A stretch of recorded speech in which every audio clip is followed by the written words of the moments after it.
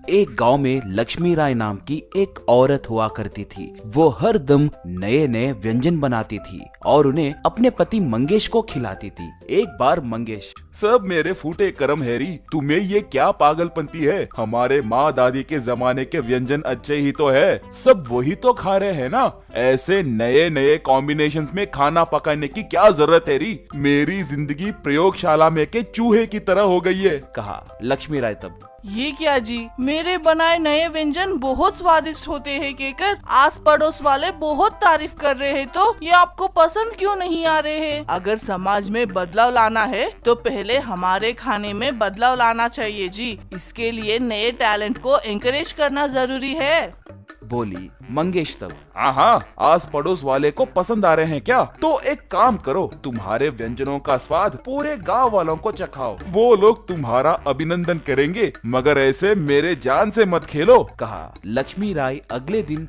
गांव के चौरास्ते में एक चूल्हे पे एक बड़ी बांडी रखी और उस बांडी में पनीर एक मसाला बनाने लगी। उतने बड़े बांडी को देखकर लोग आश्चर्य में पड़ गए।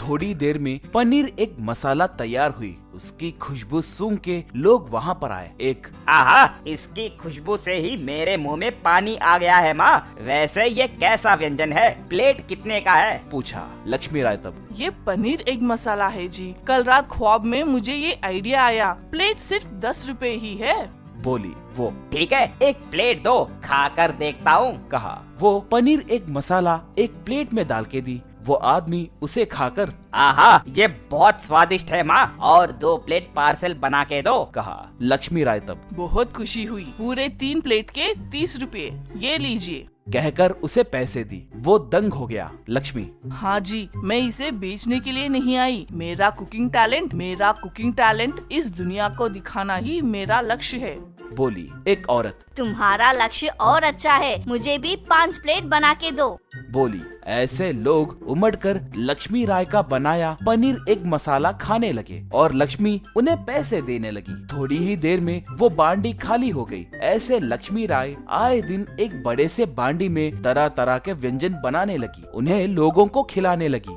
ऐसे 1 महीना बीता। मंगेश राशन का बिल भरने दुकान को गया। वो दुकान वाला, सर पूरे मिला के बिल 51,261 रुपए हुआ है, कहा। मंगेश तब। क्यों भाई, हमारे गांव वालों का बिल बोल रहे हो क्या? पूछा वो। नहीं सर, ये आपका ही है, चाहो तो आपकी पत्नी के ले गए सामान की लिस्ट देके, कहकर मंगेश को एक नोटबुक दिया। मंगेश उसे पढ़ते हुए, क्या 2000 अंडे, 20 किलो पनीर, 100 किलो मिर्च और नमक ले गई, ये क्या है भाई? पूछा वो। जाकर आपके पत्नी से पूछिए सर, मुझसे क्यों पूछ रहे हो, कहा। मंगेश लक्ष्मी राय से, क्यूरी, वो दुकानदार सच कह रहा है क्या? पूछा लक्ष्मी राय। मेरे व्यंजन गांव वालों को खिलाने के लिए आप ही ने तो कहा था ना, उतना राशन तो लेना पड़ेगा ना, और ऊपर से मुफ्त में कौन खाएगा बोलिए, इसलिए उन्हें उल्टा पैसे देकर मेरा खाना खिला रही हूँ। गांव वालों को मेरे व्यंजन बहुत पसंद आ रहे हैं। मैं इसे चूल्हा जलाई तो बस है, लोग लाइन में आकर खड़े हो रहे हैं। तुरंत राशन का बिल भरिए, फिर से राशन लेना है ना, बोली। उसके बातें सुनकर मंगेश बेहोश होकर गिर गया। ऐसे लक्ष्मी राय आए दिन तरह तरह के व्यंजन बनाकर गांव वालों को खिलाने लगी। लोगों के अनुरोध से हफ्ते में 3 बार पनीर मसाला बनाने लगी। उसके व्यंजन पड़ोस गांव में भी बहुत मशहूर हुए।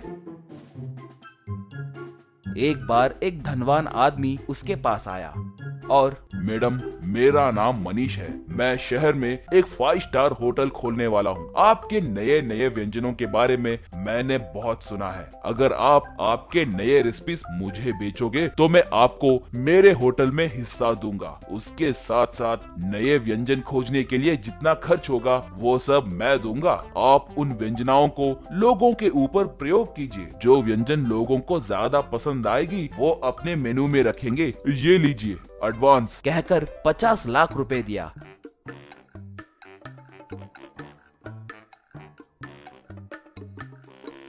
लक्ष्मी राय पैसे लाकर मंगेश को दी और उसे पूरी बात बताई। मंगेश आश्चर्य में पड़ गया। लक्ष्मी, मुझे माफ करो, हम कभी भी अपनों के हुनर को पहचान नहीं पाते, उन्हें प्रोत्साहित नहीं करते। कोई दूसरा पहचानने के बाद ही हमें पता चलता है। इंसान की साइकोलॉजी ही वैसी है। तुम्हें देखकर तो भी मेरे जैसे लोग बदलेंगे कहकर आशा करता हूँ, कहा। लक्ष्मी राय बहुत खुश हुई।